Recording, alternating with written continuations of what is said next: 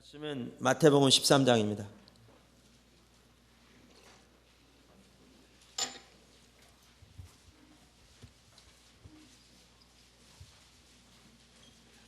마태복음 13장. 우리가 이 화요일 날 오후 시간에는 지금 영적 분별력에 대해 살펴보고 있습니다. 오늘은 영적 분별력의 법칙에 대해 살펴보려고 합니다. 마태복음 13장 14절입니다.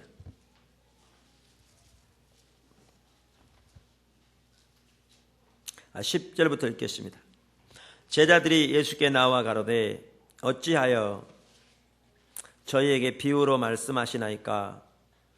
대답하여 가라사대 천국의 비밀을 아는 것이 너희에게는 허락되었으나 저희에게는 아니 되었나니 무릇 있는 자는 받아 넉넉하게 되되 무릇 없는 자는 있는 것도 빼앗기리라.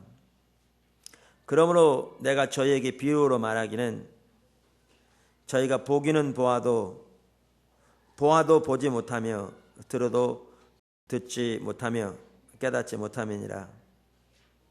이사야의 예언이 저희에게 이르렀으되 너희가 듣기는 들어도 깨닫지 못할 것이요 보기는 보아도 알지 못하리라.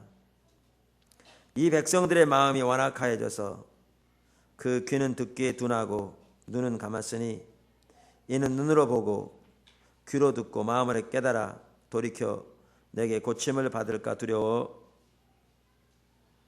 함이라 하였느니라.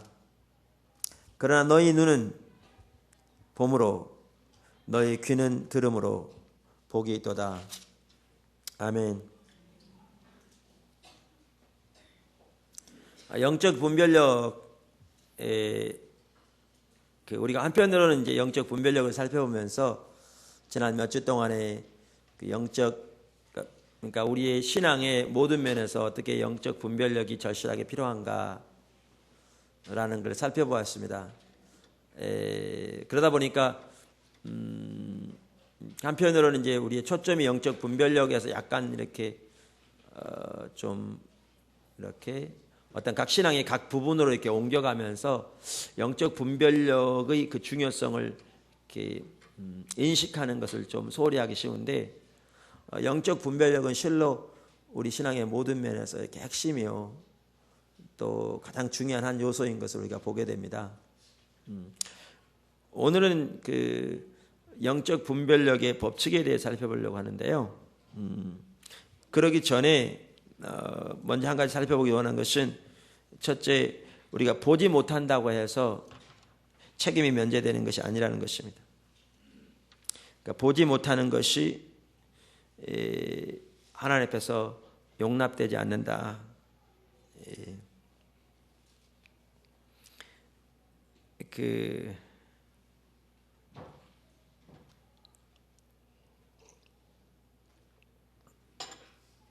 오늘 마태복음 13장에 보면 이제 영적 분별력에 대한 법칙이 나오는데요. 이제 조금 이따 그것을 좀 자세히 살펴보기 원하는데, 그 전에 이 마태복음 11장부터 나오는 몇 구절을 좀 더 살펴보기 원합니다. 그러면서 이렇게 우리가 보지 못하는 것이 어떻게 하나님 앞에서 이렇게 용납되지 않는가, 혹은 핑계가 될 수 없는가라는 걸 봄으로써 영적 분별력의 필수성을 다시 한번 좀 우리가 좀 인식하는 계기가 되었으면 좋겠습니다.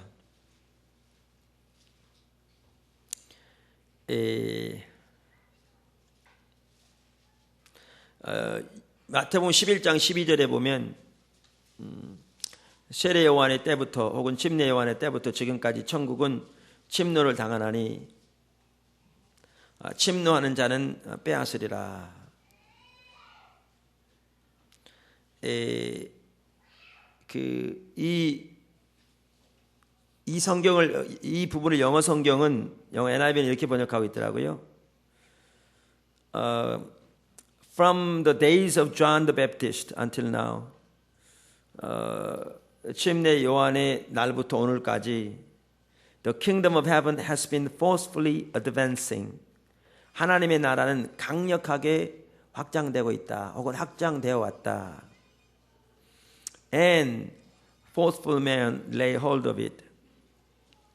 그러면서 침노하는 자는 그것을 붙잡는다. 이렇게 말하고 있는데,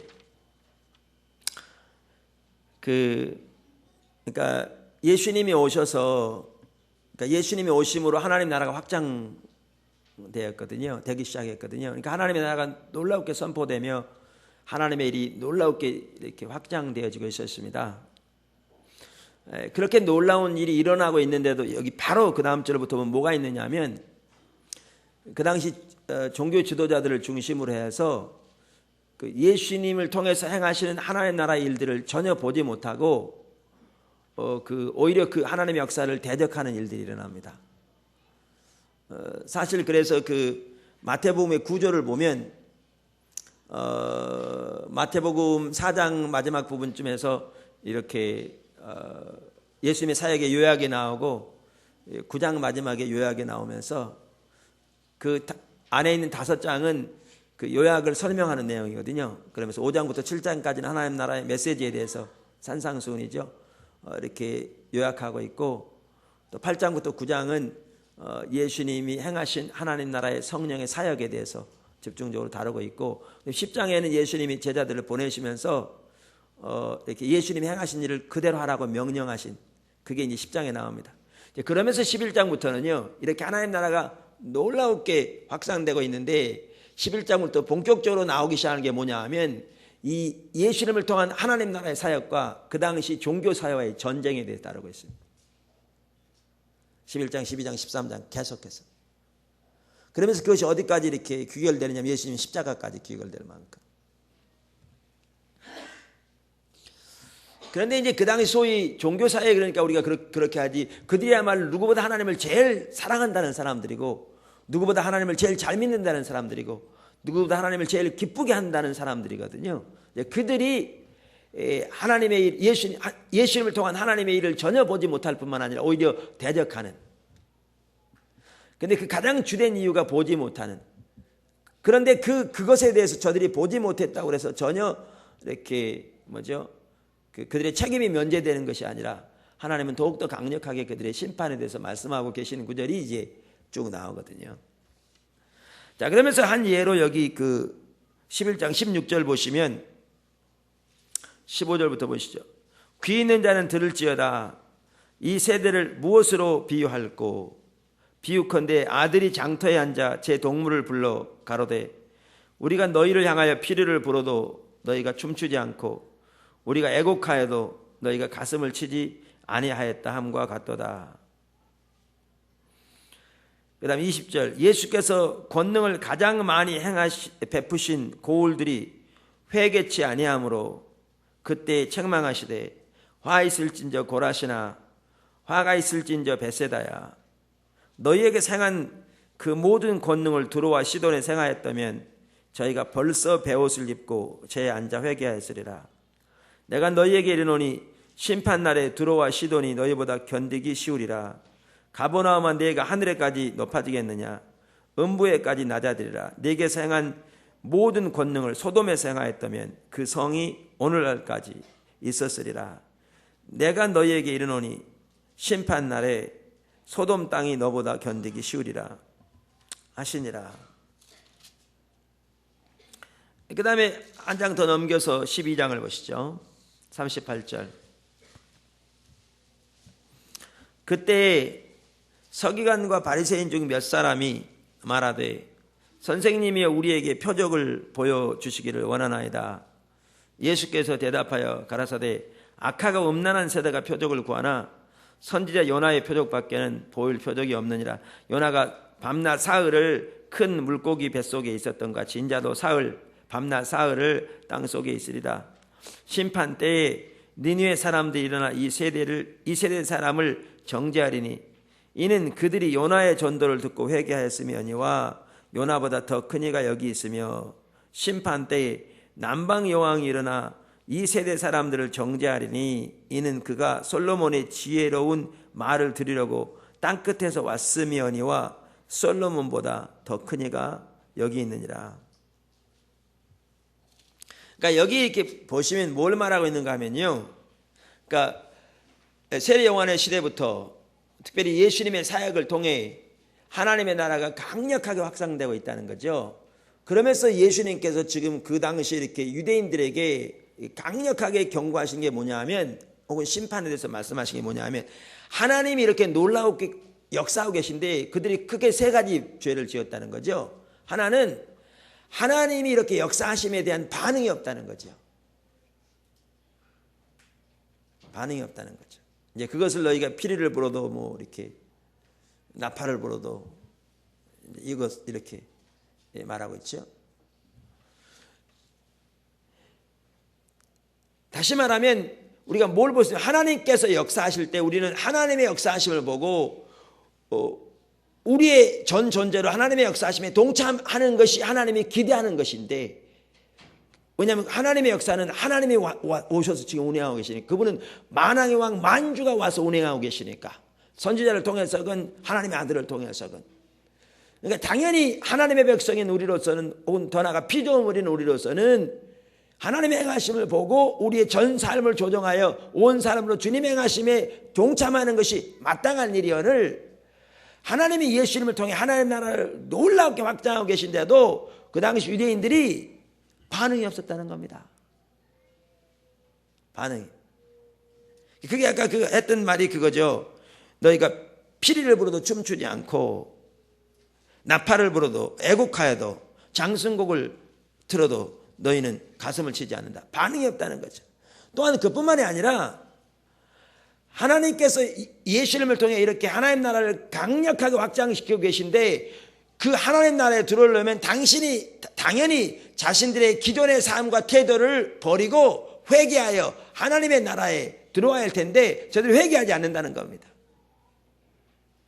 그러면서 하나님께서 뭐라고 말씀하시냐면, 너희 가운데 행한 그 놀라운 일들을 소돔 가운데 행했더라면 그들이 벌써 회개하고 제 가운데 앉아서 내 앞에 애통하였을 텐데 너희는 회개하지 않으니 그날에는 소돔의 백성보다 너희들이 더 참기 힘들 것이라고 말씀하시죠. 얼마나 강력한 말입니까? 그뿐만 아니고 또 뭐라고 말씀하고 계신가 하면, 하나님께서 예수님을 통해 이 놀라운 일을 행하고 계심에도 불구하고 저들이 사모함이 없다는 거죠. 사모함이 없다는 거죠. 그러니까 사모함이 없다는 말은 여기 표현 12장에 나와 있는 그 말을 통해서 말씀하신 겁니다. 솔로몬의 지혜를 두고 말씀하시면서 솔로몬에게 있는 하나님의 지혜가 너무나 이렇게 놀라워서, 그 다음에 시바의 여왕은 땅끝에서 왔다. 그러니까 시바만 하더라도 그 당시 유대인들의 생각에는 땅끝이라고 할 만큼 먼 나라죠. 시바 여왕이 보물을 쌓아가지고 땅끝에서 와서 솔로몬을 통해서 주어지는 하나님의 지혜를 들으려고 사모함으로 왔는데, 솔로몬보다 더 큰 이가 여기 와 있음에도 불구하고 너희에게 그러한 사모함이 없다는 거죠. 그러므로 너희에게 심판이 있을 거라고 말입니다. 근데 문제는 이거죠. 예수님을 통해 하나님 나라가 이렇게 놀랍게 확산되고 있는데도 불구하고 말씀드린 대로 저들이 반응을 보이지 않고, 저들이 회개하지 않고, 저들이 사모하지 않기 때문에 하나님이 저들에게 다가오는 놀라운 심판에 대해서 예수님이 반복적으로 경고하고 계신데, 문제는 그 당시 유대인들의 입장에서 볼 때 뭐가 문제였냐는 거죠. 왜 그렇게 안 해냈냐는 거죠. 유대인들의 입장에서 볼 때는 예수님을 통해서 하나님 행하심을 보지 못했으니까요. 자기들의 신앙적인 관습에 볼 때 예수님은 오히려 하나님의 놀라운 일을 행하고 계신 게 아니라 자기들이 소중히 여겨오던 그 관습들을 깨뜨리는, 오히려 하나님을 대적하는 자로 인식되고 있는데요. 그래서 예수님이 병든 자를 치유하실 때 안식일날 치유하신 것만 하더라도 그들이 보기에는 왜 하필이면 그 많은 날도 많은데 그 많은 날 치유하지. 물론 그 많은 날도 치유했습니다만은 왜 안식일날 치유하느냐? 그래서 안식일을 범하느냐? 그렇게 하면서 왜 하나님의 말씀을 어겼느냐? 왜 하나님의 말씀을 어지럽히느냐? 그래서 그들은 그 예수님을 대적했는데요.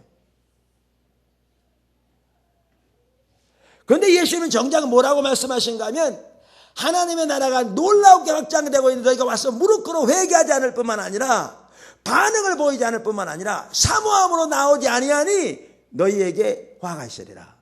사실 이 두 개는요, 팽팽하게 맞서는 겁니다. 예수님의 관점에서는 그렇게 말씀하시지만 저들의 관점에서는 이 예수님의 관점을 전혀 이해하지 못할 말이죠. 웃기는 얘기죠, 자기들의 관점에서는. 근데 문제는 뭐냐면 여기에 영적 분별력인 겁니다. 유대인들이 왜 그렇게 안 했느냐? 자기들이 보기엔 전혀 예수님을 통한 하나님의 역사가 아니었으니까요. 아니었으니까요. 근데 제 얘기는 그들이 보지 못했다고 그래서 그들의 죄가 없었느냐? 아니요. 보지 못한 것이 절대로 책임이 면제되지 않습니다. 여기 성경에 말씀하신 그대로 그들에게 심판이 임했고요. 그리고 예수님 말씀하신 그대로 그들에게 하나님의 심판이 있겠죠. 사실 오늘날도 마찬가지입니다. 어느 시대가 마찬가지입니다. 이처럼 보는 것이 중요합니다. 그리고 두려운 사실은 보지 못한다로 전혀 책임이 면제되지 않습니다. 책임이 면제되지 않습니다. 자, 그러면 영적인 법칙에 대해 살펴볼 텐데, 보는 것과 관련한 영적인 법칙입니다. 보는 것과 관련한 영적인 법칙은 오늘 우리가 읽은 마태복음 13장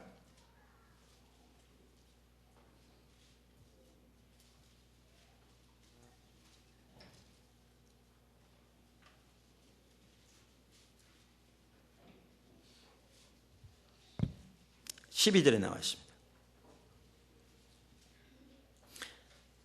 무릇 있는 자는 받아 넉넉하게 되되 무릇 없는 자는 그 있는 것도 빼앗기리라. 그러니까 영적 분별력과 관련한 하나님의 법칙은요, 보는 자는 더 보게 될 것이고 보지 못한 자는 보는 것마저 빼앗기리라, 그 말입니다. 그러니까 빈익빈 부익부, 그게 영적 분별력과 관련한 하나님의 법칙입니다. 흔히 일반적으로 이렇게 빈익빈 부익부가 자본주의의 병폐라고 그러는데, 영적 분별력에 있어서는 여기 하나님의 법칙입니다. 여기 12절에. 자, 그러면 그것을 하나하나 좀 살펴보기 원합니다. 첫째, 보는 자는 더 보게 되어 있습니다.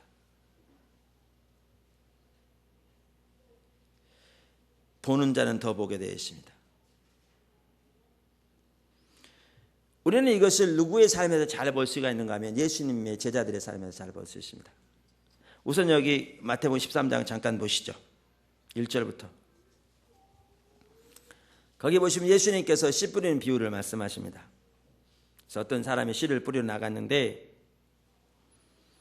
그 씨를 뿌림에 어떤 씨는 길가에 떨어져서 새들이 와서 먹어버림으로 열매를 맺지 못했고, 어떤 씨는 흙이 얇은 돌밭에 뿌려져서 금방 싹이 났으나 해가 나니까 뿌리가 깊지 못하므로 타져서 말라버려서 열매를 맺지 못했고, 또 어떤 씨는 가시나무에 떨어져서 싹이 나긴 나지만 가시에 찔려 기운을 잃음으로 열매를 맺지 못했다.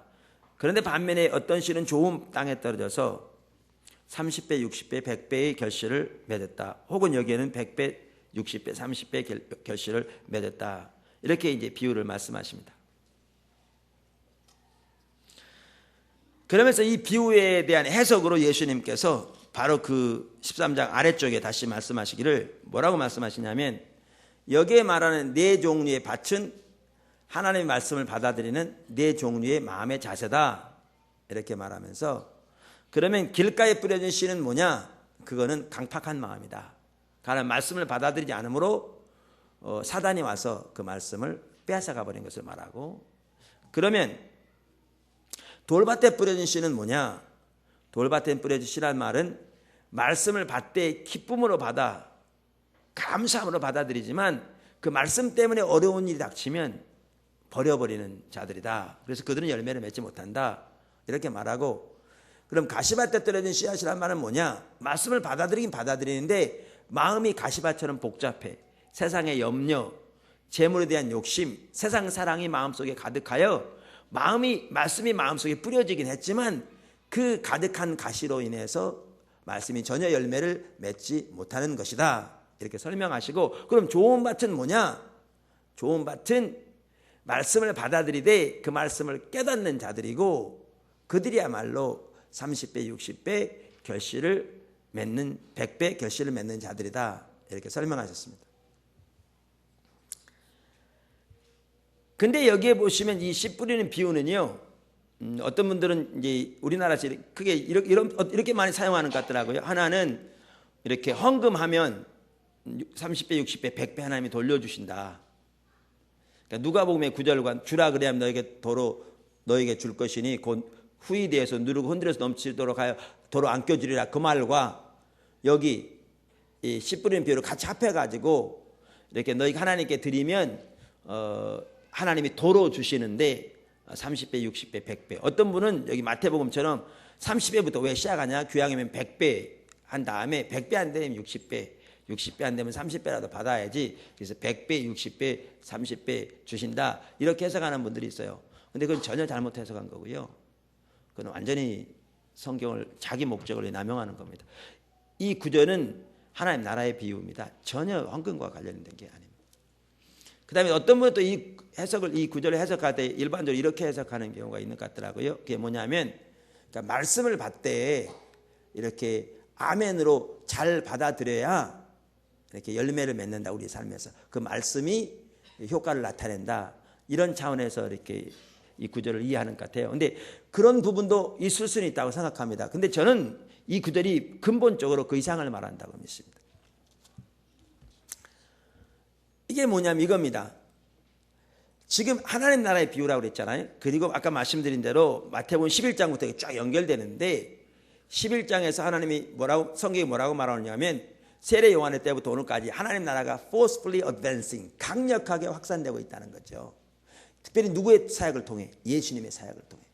그러니까 예수님의 말씀과 예수님이 행하시는 놀라운 성령의 역사들을 통해 하나님 나라가 놀랍게 확산되고 있는데, 이게 지금 뭐가 되어지고 있는 거냐면 하나님 나라의 말씀, 하나님 나라의 그 말씀인 그 씨앗이 뿌려지고 있는 겁니다. 확장되고 있는데, 이 예수님을 통한 하나님 나라의 일을 받아들이는 사람에 따라서 네 종류로 나눠질 거라는 거죠. 그러면 길가에 떨어진 씨가 뭐냐? 그들이 바로 예수님 당시로 말하면 종교 지도자들입니다.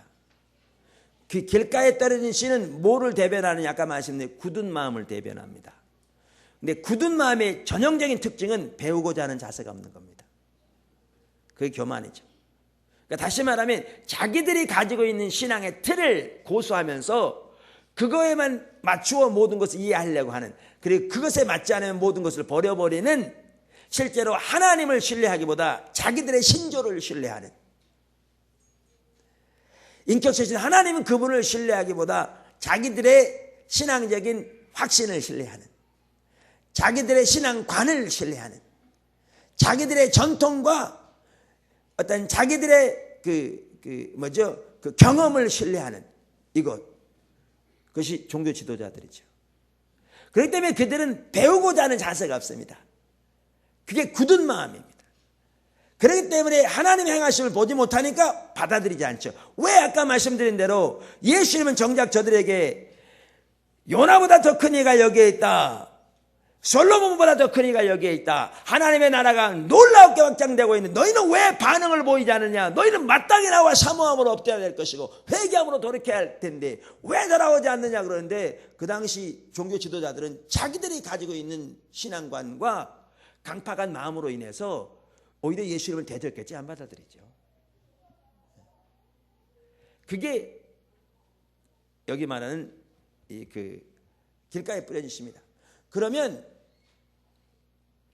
돌밭과 가시밭은 뭐냐? 비슷한데요.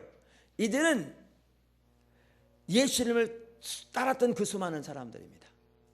한편으로 전국에서 몰려온, 때로는 며칠씩 굶어가면서도 예수님을 쫓은, 뭐하기 위해서? 예수님의 말씀으로 은혜를 받고 예수님을 통해서 나타나는 그 놀라운 능력을 경험하기 위해서, 치유도 받기 위해서, 그러한 사람들입니다. 그런데 왜 그들 중에 많은 사람들이 돌밭이요 가시밭이냐?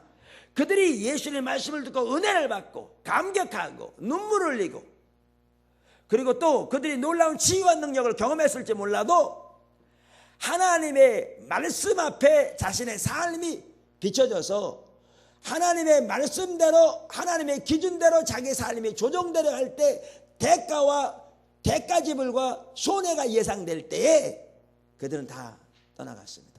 옛 삶으로.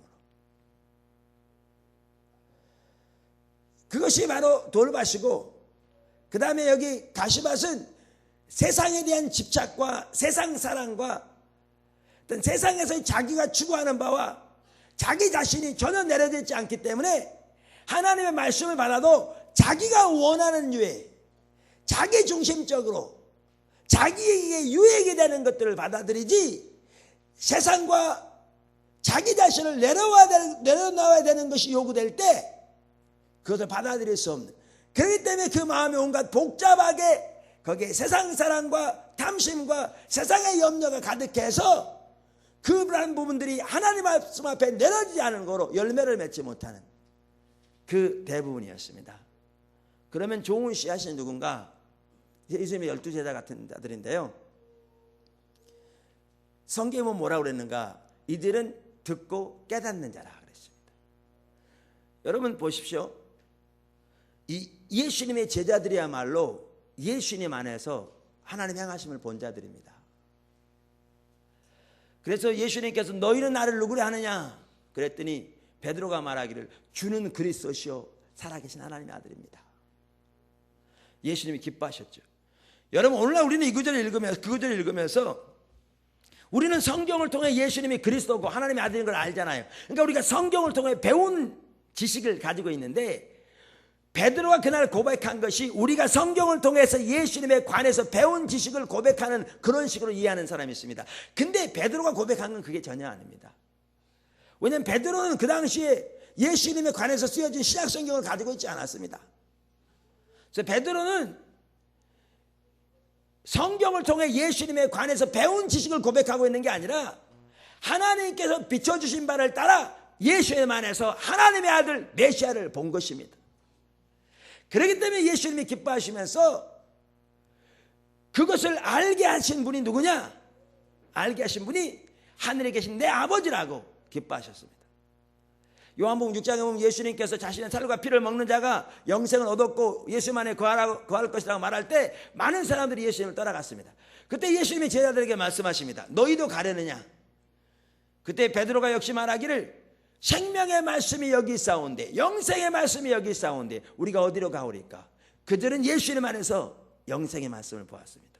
이처럼 그들은 본 자들입니다. 이처럼 그들은 깨달은 자들입니다. 그렇기 때문에 그들은 예수님께서 하나님 나라의 비유에 대해서 말씀하시면서 하나님 나라는 가장 값진 보화와 같으니 어떤 사람이 그것을 발견하며 자기의 모든 것을 팔아 그것을 샀느니라.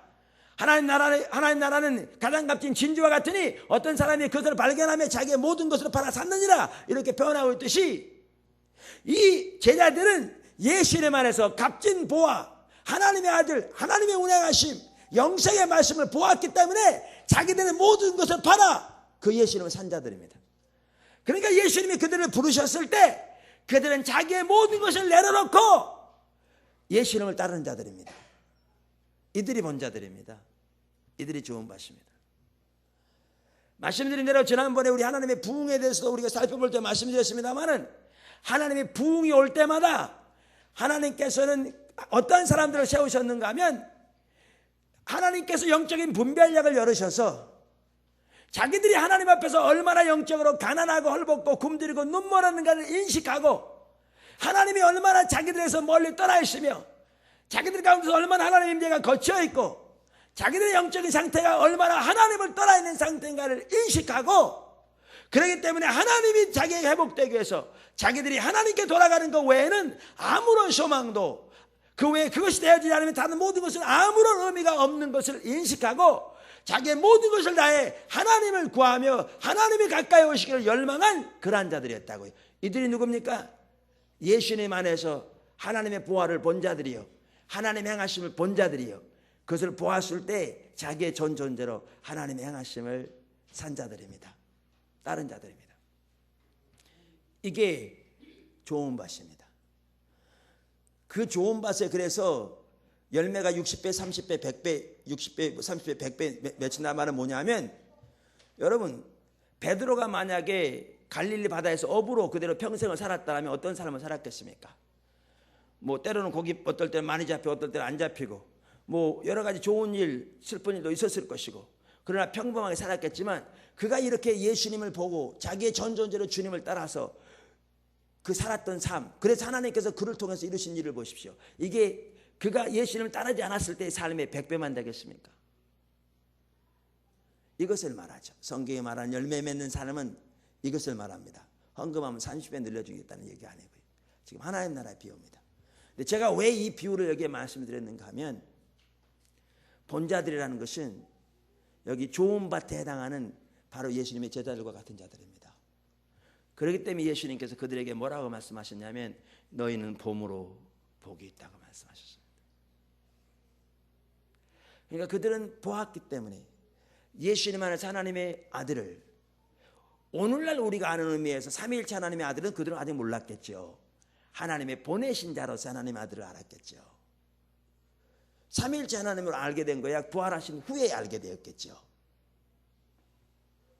그런데 그들은 예수님 안에서 하나님의 아들을, 영생의 말씀을, 메시아를 보았기 때문에 그들은 자기들의 전 존재로 주님을 따를 수 있었어요. 그러면 그 본 자들은 더욱더 보게 될 거란 말은 무슨 말인가? 이게 영적인 법칙이라고 하는데, 그렇게 주님을 따르니까, 여러분 복음서를 읽어보시면요, 이런 베드로, 야고보 이들이요 아직 안 다뤄진 부분 많습니다. 예수님이 뭐라고 그러시냐면, 아직도 못 깨닫냐? 그런 얘기 한 적이 한두 번이 아니에요. 뒤에 보시면 예수님 십자가 지러 예루살렘 올라가십니다. 근데 그 뒤에 따라가면서 얘네들이 뭐 하고 있는 줄 아세요? 얘네들이, 그 제자들이 뭐 하고 있는 줄 아세요? 그 예수님이 십자가 지러 올라가시는데 뒤에 따라가면서 뭐 하고 있냐면, 우리 중에 누가 제일 크냐? 당연히 나지. 야, 이만 내가 너 먼저 따랐는데. 이거 하고 있어요. 여러분 성경 자세히 보세요. 저들 깨닫지 못한 게 너무너무 많고요. 아직도 자기 안 내려져가지고 예수님 십자가 지기 전까지 그냥 그러고 있고요. 그랬어요. 근데 여러분 기억하십시오. 이렇게 주님 안에 있는 값진 보화를 보고 자기의 전 존재로 주님을 따라가니까, 주님이 그들이 아직 영적인 눈이 아직 덜 열린 부분도 있고 자신이 내려지지 않은 부분도 있고, 그래서 그 어떻게 보면 절박한 시기에도 자기를 생각하며 싸우고 있는 이러한 자들이지만, 하나님께서 그 모든 자들을 빚으시고 다듬으셔서 우리가 오늘날 아는 그 사도들로 세우시고 하나님이 그들을 통해서 전 세계를 바꾸셨어요. 이게 보는 자는 더 보게 될 거라고 말해요. 이게 영적인 법칙이에요. 근데 그들이 그렇게 바뀌어질 수 있었던 것은 하나님 안에서 값진 진주를 보았기 때문에, 그리고 값진 진주를 보았기 때문에 자기의 모든 것으로 그 주님을 샀기 때문에, 그리고 부족한 가운데서도 아직 자신이 내려지지 않는 가운데서도 그 값진 보아인 진주인 주님을 전 존재로 그분과 동행하는 삶을, 그분을 따르는 삶을 살았기 때문에 주와 동행하면서 주님이 그들을 빚으시고 세우시고 다듬으시고 무장시키시고 인도하사 우리가 아는 대로 그 놀라운 하나님의 일을 위해 쓰임받는 그 자리까지 인도하셨다고요. 그래서 베드로만 하더라도 예수님이 옳게 십자가에 못 박히셨으면 나 같은 사람이 어떻게 옳게 십자가에 못 박힐 수 있겠느냐 하고 거꾸로 십자가에 못 박혀서 주님의 뒤를 따를 만큼 그 자리까지 가게 되었다고요. 이게 보는 자들입니다. 이게 영적인 법칙이 하나입니다. 보는 자는 더 보게 될 것이요. 보는 자는 더 보게 될 것이요. 근데 영적인 법칙이 거기서만 끝나면 좋을 텐데 이제 그 반대도 있습니다. 그 반대도 있습니다. 그 반대가 뭐냐면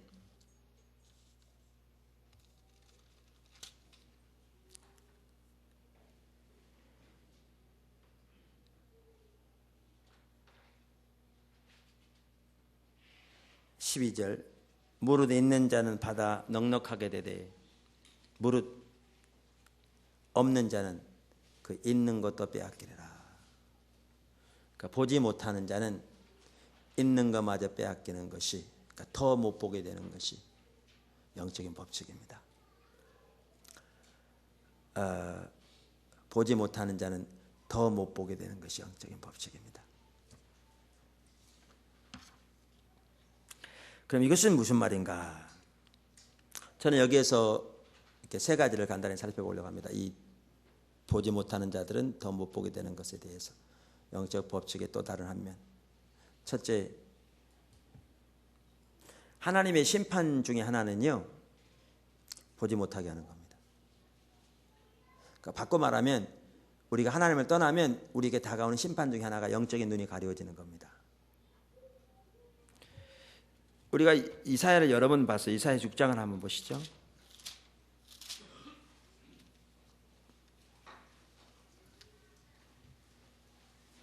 9절. 여호와께서 가라사대 가서 이 백성에게 이르기를 너희가 듣기는 들어도 깨닫지 못할 것이요 보기는 보아도 알지 못하리라 하여 이 백성의 마음으로 둔하게 하며 그 귀가 막히고 눈이 감기게 하라. 염려컨대 그들이 눈으로 보고 귀로 듣고 마음으로 깨달아 다시 돌아와서 고침을 받도록 하노라. 우리가 여러 번 살펴봤습니다만 이사야 시대만 하더라도 가장 문제가 뭔지 아세요? 못 본다는 데 있습니다. 바리새인들에게도 가장 문제가 뭐예요? 못 본다는 데 있습니다. 그러니까 이사야 시대만 하더라도 그 많은 예배와 그 많은 헌금과 그 많은 기도를 드리니까 당연히 자기들은 하나님을 누구보다 잘 사랑하고 있다고 자부하고 있었는데 그들에게 소돔과 고모라 백성 아무리 외쳐봐야 그들이 돌이킬 수 없는 것이 그 말이 무슨 말인지를 모르기 때문에 그렇습니다. 왜 그렇게 예배를 열심히 잘 드리고 왜 그렇게 헌금을 잘하고 기도를 많이 하는 자기들이 소돔의 백성이라는 겁니까? 그러니까 문제는 안 보이는 데 있습니다. 하나님이 심지어 뭐라고 말씀하고 계신가 하면 저들로 못 보게 하라. 왜? 저들이 보고 돌이키면 내가 용서해야 되니까 저들을 심판하기 위해서 못 보게 하라. 그렇게 보일 만큼 지금 말씀하고 계십니다. 이 부분에 대해서 이제 조금 이따 더 말씀드리겠습니다만은 여기서 우리 한 가지 볼 수 있는 게 뭐냐면요, 하나님의 심판 중에 하나는 영적인 눈이 가려워지는 겁니다. 근데 제일 무서운 게 그거 같더라고요.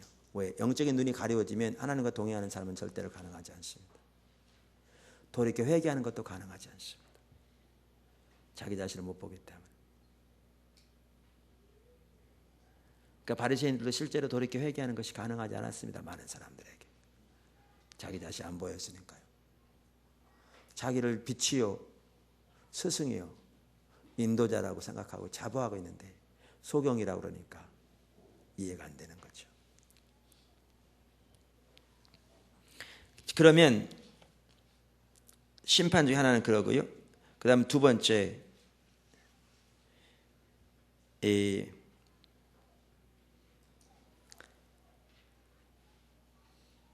하나님의 행하심을 보고 반응하지 않으면 눈이 더 가려집니다. 하나님의 행하심을 보고 반응하지 않으면 눈이 더 가려집니다. 그러니까 금방 제가 뭐라고 말씀하셨냐면 이사야서를 볼 때 하나님께서 마치 저들을 심판하시기로 이미 작정하셨기 때문에 저들로 보지 못하게 하시는 것처럼 보인다 이렇게 말씀드렸어요. 물론 성경에는 하나님의 인내는 한계가 있기 때문에 이미 심판을 작정하신 때가 있어요.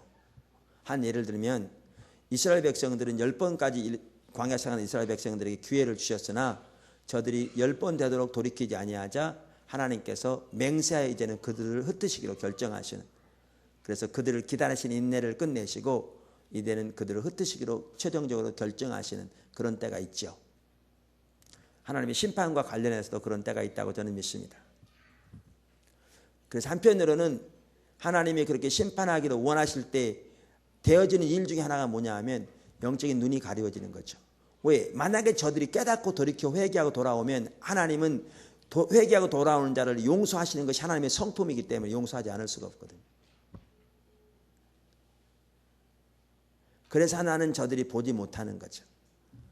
근데 한편으로 이렇게만 말하면 하나님은 아주 그냥 매정한 분으로만 들릴 수 있어요. 근데 그렇지 않아요. 왜냐하면 성경에 나온 모든 일에 있어서 하나님의 주권이 있는 반면 인간의 자유가 같이 가거든요. 그러니까 하나님이 이렇게 우리 하나님을 떠난 하나님의 백성들을 심판하시는 것은 하나님의 당연한, 하나님의 공의로우신 하나님의 일이시고, 또한 사랑의 하나님이셔서 그 심판을 통해 우리를 돌이키기를 원하시는 그러한 측면도 있죠. 그렇지만 동시에 뭐가 있느냐 하면 우리 인간의 책임이 거기 있다는 거죠. 그 두 번째 측면을 지금 제가 말씀드리는 부분이에요. 그게 뭐냐 하면 하나님의 행하심을 보고도 우리가 하나님의 행하심에 동참하지 않으면 눈이 더 어두워진다는 거예요. 그게 어디 있느냐 하면 요한복음 9장에 나옵니다.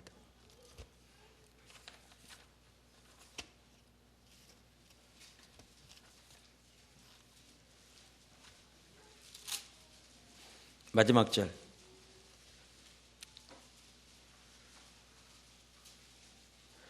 예수께서 가라사대 내가 심판하러 이 세상에 왔으니 보지 못하는 자들은 보게 하고 보는 자들은 소경되게 하려 함이라 하시니, 바리새인 중에 예수와 함께 있던 자들이 이 말씀을 듣고 가로되 우리도 소경인가? 예수께서 가라사대 너희가 소경되었다면 죄가 없으려니와 본다고 하니 너희 죄가 그저 있느니라. 여기 보면 예수님이 심판하러 오셨다고 그랬어요. 요한복음, 똑같은 요한복음 3장에 보면 나는 세상을 심판하러 온 게 아니라 구원하러 오셨다고 그랬어요. 그럼 우리는 그 구절만 딱 빼가지고 말하면 아이고 예수님이 일구이연하신다. 어디서는 심판하러 오셨다고 그러고 어디서는 심판하러 안 오셨다고 그러고 도대체 뭐냐 이렇게 말할 수 있는데, 우리는 성경을 문맥에서 이해해야 돼요. 문맥에서. 그러니까 요한복음의 말씀이 내가 심판하러 오신 게 아니고 구원하러 왔단 말은 예수님이 이 땅에 오신 목적은 심판이 주된 목적이 아니고 구원이 주된 목적이라는 거죠. 그럼 여기에 그러면 예수님이 심판하러 오셨다는 말은 무슨 말이냐? 그 말은 이 말입니다. 예수님이 구원하러 오셨더라도요, 우리가 오신 예수님에서 어떠한 반응을 보이냐에 따라서 심판은 자동적인 한 결과입니다. 항상 예수님이 오심에 따라서 그렇습니다. 그럼 여기에 심판은 뭐냐? 여기 그럼 심판에 대해 말하기를, 그럼 여기에 심판은 뭐냐? 보는 자들을 보지 못하게 하는 게 심판이고 보지 못하는 자들을 보게 하는 게 심판이래요. 물론 보지 못하는 자들을 보게 하는 건 심판이 아니겠지요. 축복이겠죠. 그럼 여기서 말하는 심판은 뭐예요? 보는 자들을 보지 못하게 하는 게 심판이라고. 이 말을 제가 설명을 좀 할게요. 요한복음에는 제가 여러 번 말씀드린 대로 예수님이 행하신 기적이 7가지만 나옵니다. 요한복음 21장에 보면 예수님이 행하신 것을 다 기록하면 이 땅을 채우고도 남을 거라고 했어요. 근데 그 중에 7가지만 말합니다.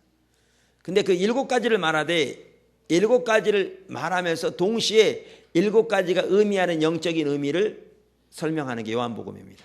그래서 여러분 신약 개론 같은 그런 신학 서적을 보면 학자들이 요한복음의 특징을 말하면서 이처럼 예수님 행하신 기적과 그에 대한 가르침이 같이 나란히 가고 있는 게 특징이라 이렇게 말하고 있는 걸 볼 수 있습니다. 여러분 그런 책 볼 필요 없이 성경 보면 알 수 있습니다. 그러면서 예를 들면 요한복음 6장에서는 예수님이 오병이의 기적을 베푸십니다. 그러면서 뭘 가르치냐면 예수님이 생명의 떡으로 오신 분임을 가르치십니다. 그러니까 오병이의 기적을 베푸신 그게 예수님이야말로 생명의 떡으로 오신 분임을 증거하는 표적이었다는 겁니다. 요한복음 11장에 예수님이 죽은 나사로를 살리십니다. 나흘 만에.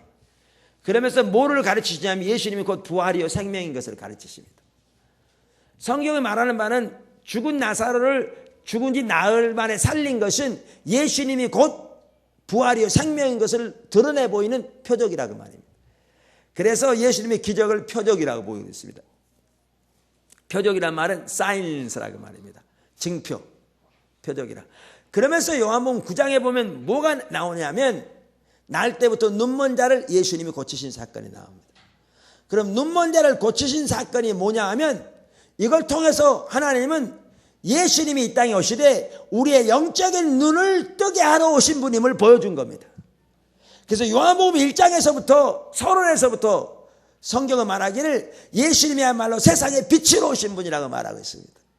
우리의 영적인 눈을 뜨게 하러 오신 분이라고 말하고 있습니다. 보여주고 있습니다. 그래서 하나님은 눈먼 자를 날 때부터 눈먼 자를 고치심으로 예수님이 영적인 눈먼 자를 뜨게 하러 오신 분임을 표적으로 보여주셔서 사람들에게 기대하는 게 뭐였느냐 하면 그러한 표적을 깨닫고 자신들의 영적인 눈먼 것을 인식하고 예수님께 나와 자기의 영적인 눈을 열어달라고 기도하고 주님의 은혜를 구하기를 기대하셨습니다. 소경 바디메오가 자기의 눈이 먼 것을 인식하고 예수님이 지나실 때에 나사렛 예수여 나를 불쌍히 여기소서, 다윗의 자손이여 나를 불쌍히 여기소서라고 구하였던 것처럼 이러한 표적들을 볼 때 사람들이 자기들의 영적으로 눈먼 것을 인식하고 예수님께 나와서 영적인 눈을 열어주시기를 간구하고 은혜를 구하고 애통하기를 기대하셨고, 그러한 자들에게 눈을 뜨게 하게 오신 분임을 보여주셨습니다. 근데 바리새인들이 어떻게 했는가? 오히려 이것을 가지고 자기들의 판단에서 그날이 안식일이었다고 해서 예수님을 대적하기 시작했습니다. 눈이 가려지니까 하나님의 행하심을 보고도 모릅니다. 그래서 눈먼 자를 데려다가 너 진짜 장님 맞아? 장님 맞았는데요. 그럼 어떻게 치유받았어? 아니 누가 이렇게 흙을 이겨가지고 여기다가 넣어서 실로암 못에 씻으라고 가서 씻었더니 눈 뜨는데요. 안 믿는 겁니다. 이 아이 말 똑바로 말해. 어떻게 나았냐니까? 아니 지금 제가 말씀드렸잖아요. 안 믿는 겁니다. 네 부모 데려와. 그래서 부모님 데려왔어요. 당신 아들 맞아? 예 맞습니다. 눈먼 어떤 게 맞아? 맞는데요. 그럼 어떻게 나았어? 얘기해도 안 들을 게 뻔해요. 그러니까 뭐라 그러냐면 제가 어른이니까 쟤한테 물어보세요. 그러니까 다시 묻습니다. 어떻게 나았냐니까 똑바로 말해. 아니 말씀드렸잖아요. 뭘 말하냐면요, 영적인 눈이 어두워졌기 때문에 하나님의 행하심을 보고도 보지 못합니다.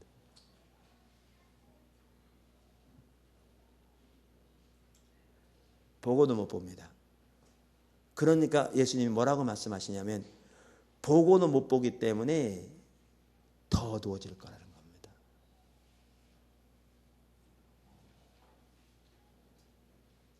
그 말입니다. 예수님이 심판하실 것을 말씀하시면서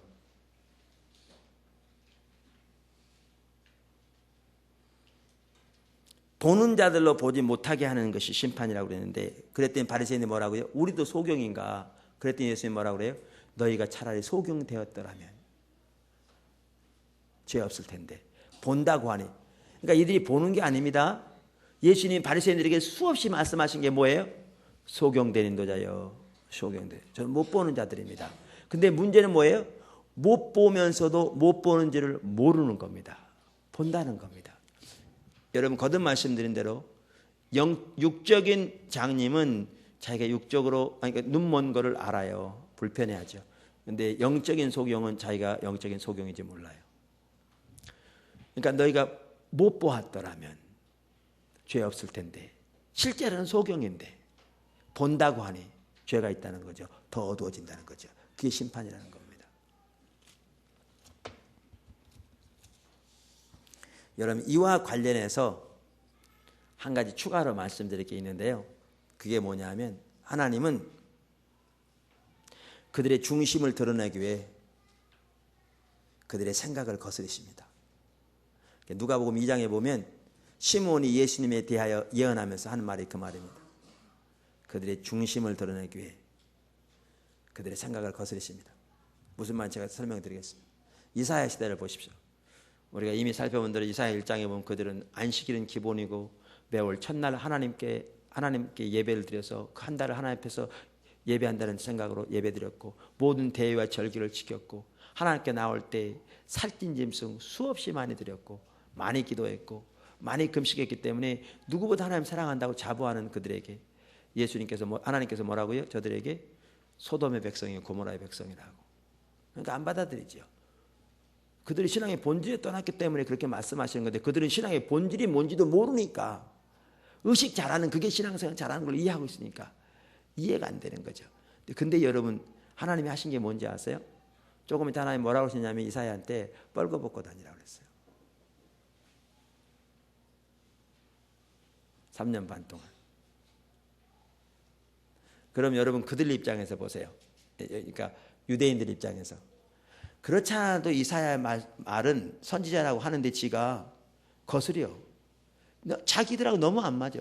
아니 자기들이 그렇게 예배를 잘 드리고 그렇게 정성을 모아서 하나님께 헌금을 하고 기도 많이 하는데 신앙생활 그렇게 잘하려고 노력하는데 자기들은 소돔의 백성이니 고모라의 백성이니 그래.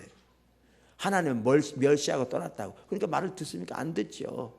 그러고 있는데 이 이사야가 드디어 뻘거벗고 다녀. 그러면 여러분 뭐라고 그러겠어요? 뭐라고 그러겠어요? 드디어 뻘거벗고 다녀. 미쳤구나. 저렇게 미쳤으니까 그렇지. 그러니까 받아들여요? 안 받아들여요? 더 안 받아들여요. 근데 문제는 이겁니다. 우리가 성경에 있으니까 하나님 관점에서 오늘날 보니까 알지. 그 당시에는 그렇게 생각했을 거라고요. 근데 하나님의 관점에서 쓰여진 성경을 오늘날 보니까 하나님의 차원에서는 보면요. 이렇게 함으로써 그들의 눈이 어떻게 됐어요? 더 어두워져서 돌아올 기회마저 없어지는 거예요. 심판받고 있는 사람은 이사야가 아니고 그들이에요. 왜요? 이사야를 통해서 하나님의 길이 제시되고 있습니다. 그들이 살 길은 자기들의 생각과 관점을 내려놓고 참다운 선지자이신 이사야를 통해서 주어지는 하나님의 말씀을 깨달아 삶을 조정하여 그리 회개하러 돌아오면 고침받게 돼 있어요. 너희 죄가 주홍빛 같을지라도 우리가 변론하자. 흰 눈과 치게 될 거라고 지금 하나님이 말씀하고 계신데 그게 저들이 살 수 있는 유일한 길이었는데 이사야가 뻘거벗고 다님으로써 저들이 그 말씀을 받아들여야 더 안 받아들이죠. 왜? 완전히 미쳤다고 생각할 거네요. 그러니까 그들은 마음을 더 닫게 되었는데 그렇게 해서 심판을 당하고 창피를 당하는 것이 이사야가 아니라 그들이었다는 겁니다. 이게 영적인 법칙입니다. 그러니까 돌이킬 수 없었습니다. 안 보이니까. 예수님 시대도 그랬습니다. 예수님 시대도. 그 하나가 그겁니다. 아까 눈먼 자 고친 거. 보통 평일에 고쳤으면 바리새인들이 그렇게 했겠습니까? 안 그랬죠. 안식일에 고침으로써 바리새인들이 그랬죠. 근데 왜 예수님은 또 안식일에 고치게 하신 줄 아십니까? 그것을 하나님은 여러분 예수님이 임의로 하신 거 아닙니다. 우리 요한복음 5장에 보면 예수님이 선명하게 말씀하셨죠. 나는 아무것도 스스로 할 수 없다. 나는 아버지가 행하시는 것을 보고 그것만 행한다. 하나님 말씀하시는 대로 한 겁니다. 그러니까 여러분 눈멀고 귀머거리를 봐도요. 어떨 때는 예수님 고치실 때 손에다 이렇게 넣어놓고 열렬하니까 열렸고요. 어떨 때는 귀머거리 벙어리요. 혀를 쭉 내밀고 침을 딱 뱉다가 혀에 딱 바르면서 열려라 그러니까 열리고 어떨 때는 여기처럼 땅에다 침을 뱉어가지고 이렇게 진기어가지고 눈에다 붙여놓고 씻으라고 그러니까 똑같이 눈먼 자를 고치시면서도 예수님은 각기 다르게 했습니다. 우리가 이걸 통해서 뭘 볼 수 있냐면 치유에 있어서도 공식이 있는 게 아닙니다. 치유에도 공식이 있는 게 아니고요. 하나님과의 관계에서 하나님의 음성 듣고 순종하는 게 비결입니다. 많은 사람들이 공식을 찾으려고 그래요. 공식을 우리가 따르면 하나님을 의지하기보다 공식을 의지하는 거죠. 하나님은 공식을 의지하지 않기 위해서 절대로 어떤 공식을 만드신 분이 아닙니다. 그래서 예수님이 예를 들면 비슷한 종류의 병을 치유하신 것만 봐더라도 각기 달리 하셨습니다. 해답은 하나님께 민감해서 하나님의 음성을 듣고 순종했을 따름입니다. 우리 성경에 볼 수 있듯이. 그럼 왜 하나님은 안식일 날 고치게 하셨냐는 거죠. 그걸 통해서 바리새인들의 중심을 드러내십니다. 그 당시 예수님 당시에 바리새인들이 살 수 있는 유일한 한 가지 길은 예수님을 통해서 전파되는 하나님의 말씀을 깨닫고 자기들이 얼마나 눈멀고 벌거벗고 굶주리고 헐벗고 하나님을 떠나 있는가를 인식하고 예수님의 발 앞에 엎드려 애통하며 주님의 은혜를 구하고 자복하는 일이 그들이 구원받을 수 있는 유일한 길이었습니다. 그리고 그것을 위해 예수님이 이 땅에 오셨습니다. 그런데 예수님이 안식일날 고치고 또 안식일날 요한복음 5장 같은 경우에는 사람에게 자리를 들고 걸어가라고 그래서 물건을 옮기라고 이렇게 말함으로 고침으로써 그들은 더 예수님을 안 받아들이게 되었습니다. 그래서 더 어두워졌죠. 그들은 예수님이 바알셉을 집했다고 생각했는데 그러한 일들이야말로 그들의 확신에 더 뭐죠? 확신을 더해주는 사건이었습니다. 근데 문제는 그것을 통해서 심판을 받고 있는 분이 예수님이 아닙니다. 그것을 통해서 심판받고 있는 사람들이 바리새인들입니다.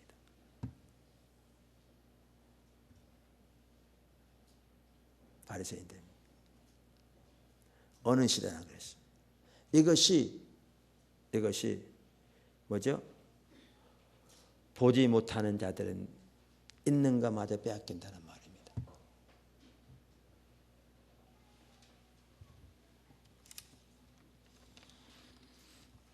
그래서 우리가 이제 다음 주간부터 이제 살펴보려고 하는데요. 그러면 도대체 뭐가 문제냐는 거죠. 어떻게 해야 되느냐는 겁니다. 어떻게?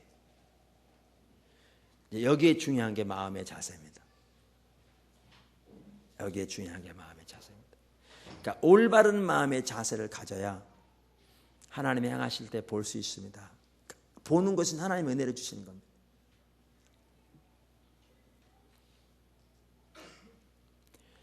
그리고 보아야 하나님의 행하심에 자기를 걸 수 있고요.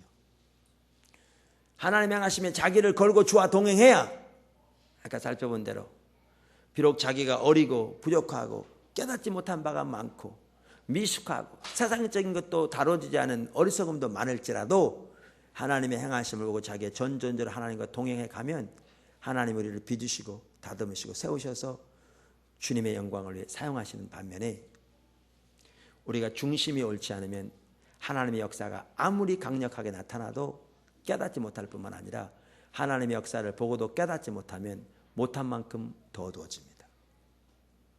차라리 안 되는 것만 못합니다. 그래서 이제 다음 주간부터 마음의 자세에 대해 살펴보겠습니다. 마지막으로 한 가지만 말씀드리고 오늘 설교 마치겠습니다. 되게 빨리 끝나죠?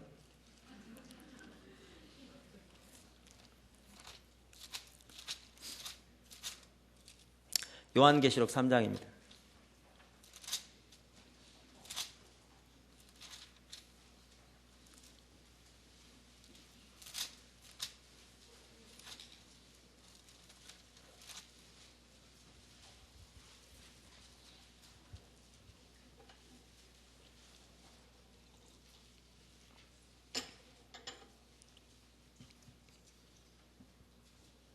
라오디아 교회 예수님께서 하신 말씀인데요. 20절 볼지어다 내가 문 밖에 서서 두드리노니 누구든지 내 음성을 듣고 문을 열면 내가 그에게로 들어가 그로 더불어 먹고 그는 나로 더불어 먹으리라. 이기는 그에게는 내가 내 보좌에 함께 앉게 하여 주기를 내가 이기고 아버지 보좌에 함께 앉는 것과 같이 하리라. 귀 있는 자는 성령이 교회들에게 하시는 말씀을 들을지어다.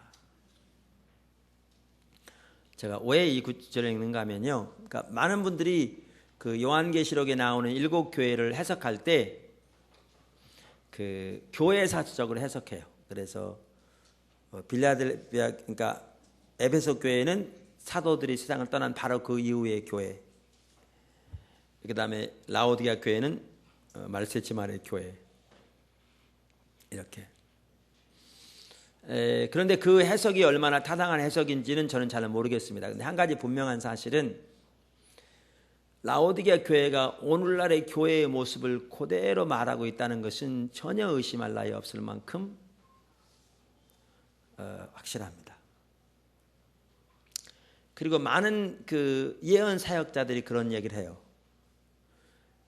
예수님께서 라오디아 교회에 찾아오셨던 것처럼 오늘날의 교회에 방문하실 거라고.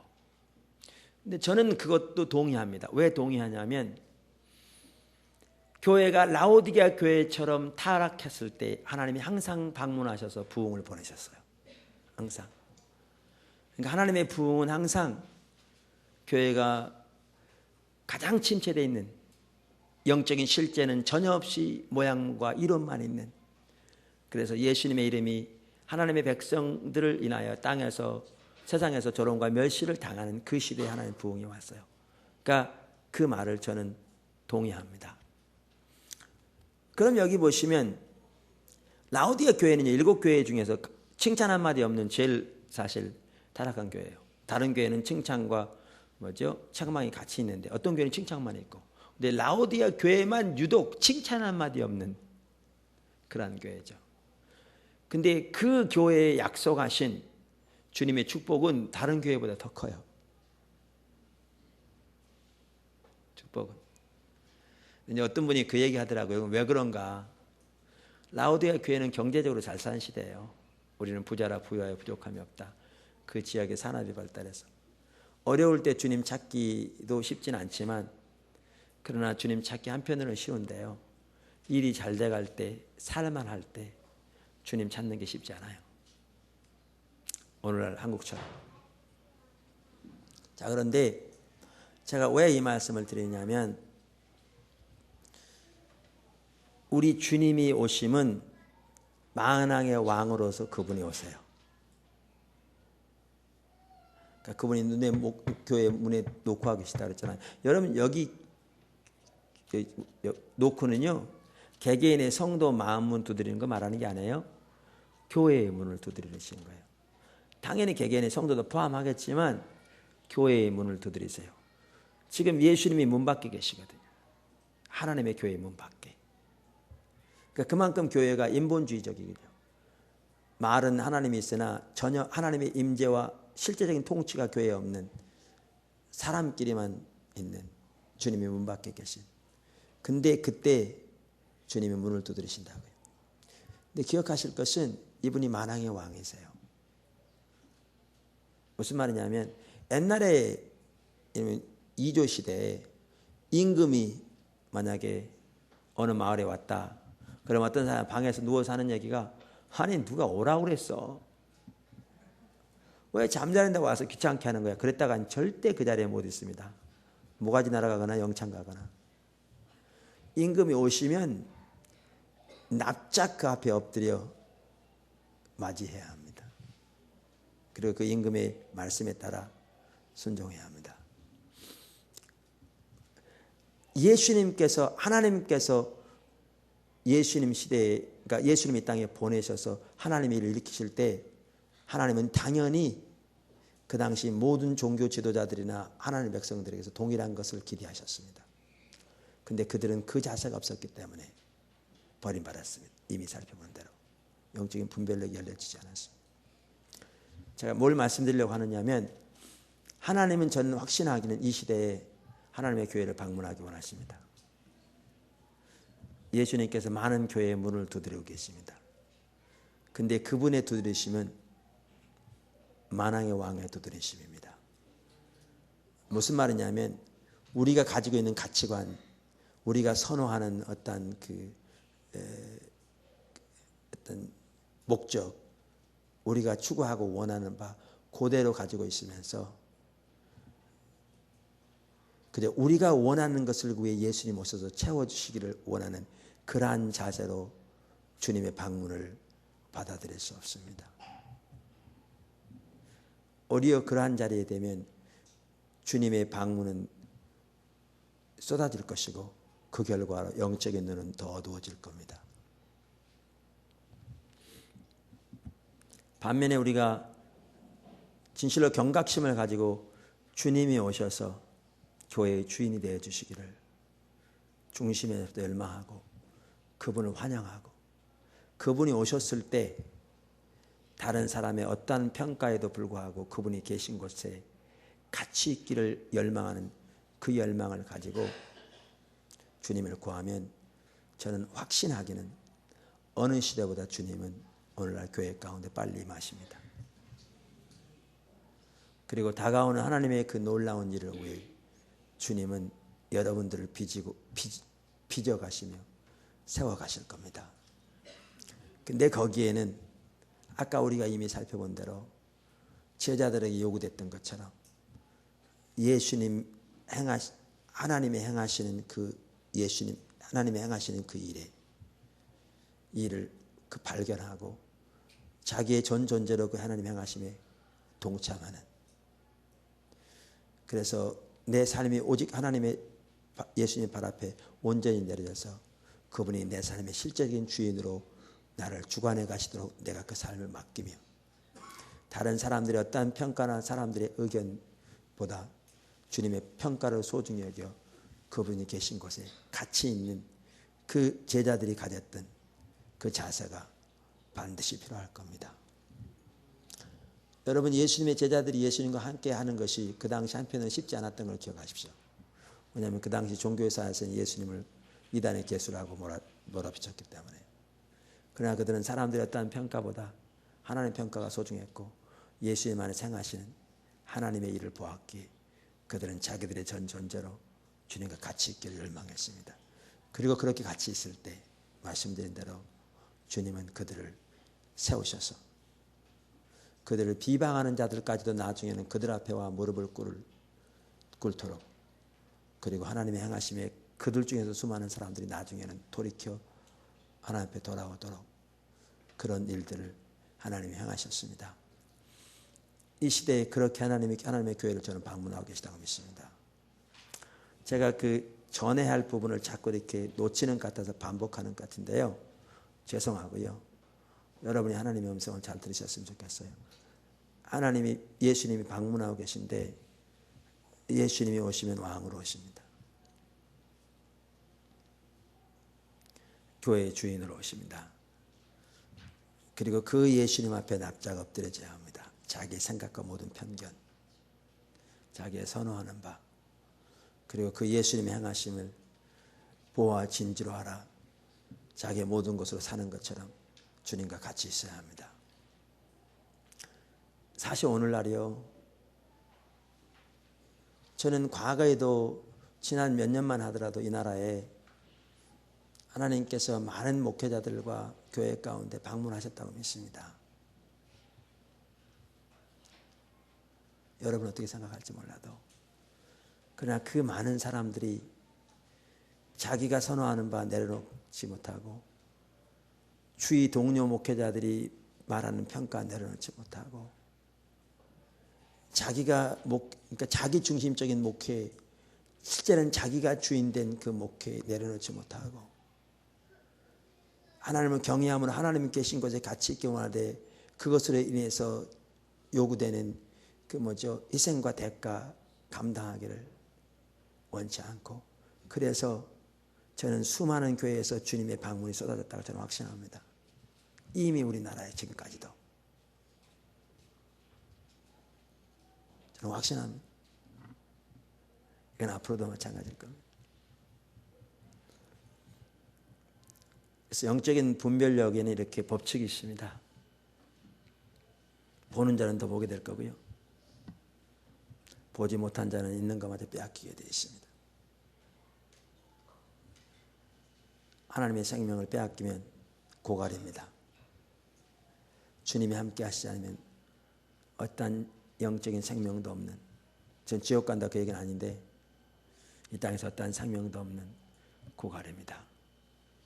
하나님께서 여러분의 영적인 눈을 열어주셔서 주님이 여러분을 방문하실 때 여러분에게 하나님의 길을 보이시며 여러분 가운데 하나님의 행하심을 보이실 때 그렇게 예수님의 제자들처럼 그렇게 주님의 행하심에 동참함으로 하나님께서 여러분의 마음을 열어주셔서 보게 하심으로 동참함으로 이 시대를 향하신 하나님의 목적을 위해서 귀하게 쓰임받는 여러분이 되시기를 주님의 이름으로 축원합니다.